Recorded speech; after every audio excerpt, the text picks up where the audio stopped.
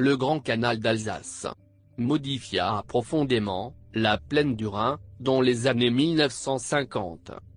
Plusieurs villages perdirent l'accès direct au Rhin ancestral, et les bancs communaux furent amputés de leur surface cultivable. La berge du Grand Canal d'Alsace prit, en grande partie, la place de la forêt du Rhin de jadis. Un chantier titanesque procura du travail à plusieurs milliers d'ouvriers, venus d'horizons différents, ou recrutés sur place. Midecker, historien local de Blodelsheim, fut un de ceux-là.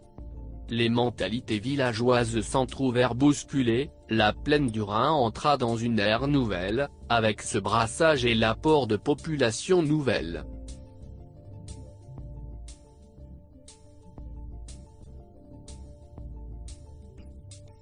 En 1957, le Grand Canal d'Alsace fut mis en service. Les barrages hydroélectriques permirent une production électrique, inédite pour l'époque.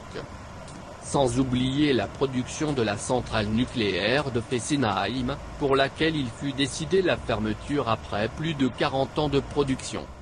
Les industries chimiques et les ports rhénans qui s'implantèrent sur la rive gauche du canal, sont une manne financière pour l'économie locale, et source d'emplois assurés.